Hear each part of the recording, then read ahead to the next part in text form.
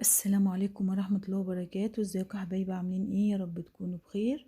لو اول مرة تشوف قناتي ما ينساش يفعل زر الجرس واشترك في القناة ليوصلكوا كل جديد. ان شاء الله النهاردة هنعمل احلى بسكويت بدون زبدة بدون سمنة بدون بيض، حاجة اقتصادية وطعمها وريحتها جميلة جدا. قبل ما نبدأ كلامنا نسمي الله ونصلي على الرسول. اللهم صل وسلم وبارك على نبينا محمد. ما شاء الله، الله اكبر، هشش وجميل وطعم جميل جدا وروعة. يلا نخش على المقادير بتاعتنا ونشوف الجمال ده اتعمل ازاي.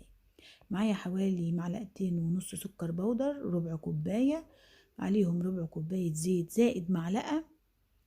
اي زيت عندك متوفر ان شاء الله حتى يكون بتاع التموين. الاضافات بتاعتنا هتضيع طعمه، وما شاء الله هيبقى جميل. هندوب السكر في الزيت لغاية لما يبقى كده. ومعانا كمان ربع كوباية عصير برتقان فريش ورشة فانيليا حلوة كده. وطبعا بشر البرتقان بيخلي البسكوت طعمه جميل جدا.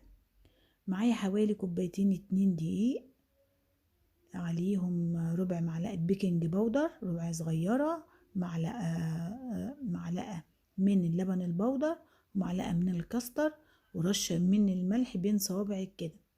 هنقلب المكونات دي كلها كده في بعضها، وحسيت ان هي محتاجة معلقة دقيق. طبعا المكونات حسب نوع الدقيق بتاعك، لو انت لقيتيها سايلة معاكي العجينة حطي معلقة دقيق.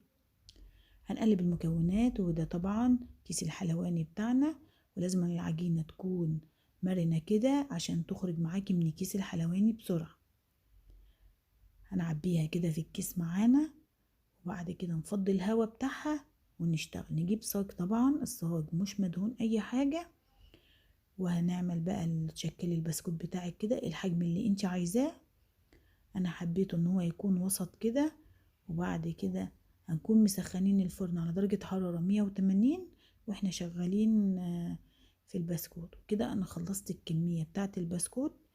آه، جميلة جدا. هندخلها طبعا زي ما قلت لكم على فرن درجة حرارته 180.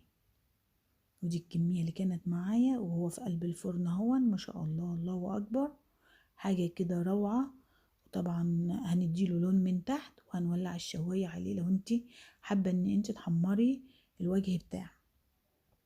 شوفوا الجمال. طبعا ساعة ما يخرج البسكوت بتاعك سلكيه من الصينية على طول عشان ما يلزقش في الصينية. اي بسكوت لازم تحركيه وهو سخن وهو خارج من الفرن على طول. شوفوا ما شاء الله، بسكوتة خفيفة وسهلة ومقرمشة. انت ممكن ما تحطيش الاضافات اللي انا حطيتها زي اللبن البودر والكاستر، بس بصراحة الحاجات دي ودتها وخلت طعمها جميل جدا.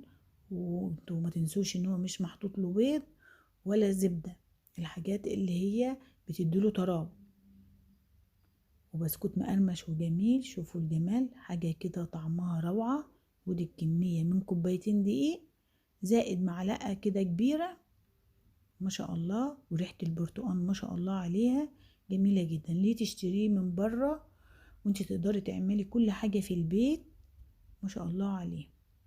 شوفوا الجمال، شوفوا ما شاء الله ريحته، والله ما اقول لكم ما شاء الله جايبة لاخر الشارع. شفتوا ذهبي ولونه جميل جدا. وانتي اهم حاجة التسوية بتاعتك تكون مظبوطة. وده ما شاء الله كان فيديو النهاردة، واشوف وشكم فيديو جديد ان شاء الله. كانت معكم ولاء احمد من اكلك احلى مع ولاء. والسلام عليكم ورحمة الله وبركاته يا احلى متابعين.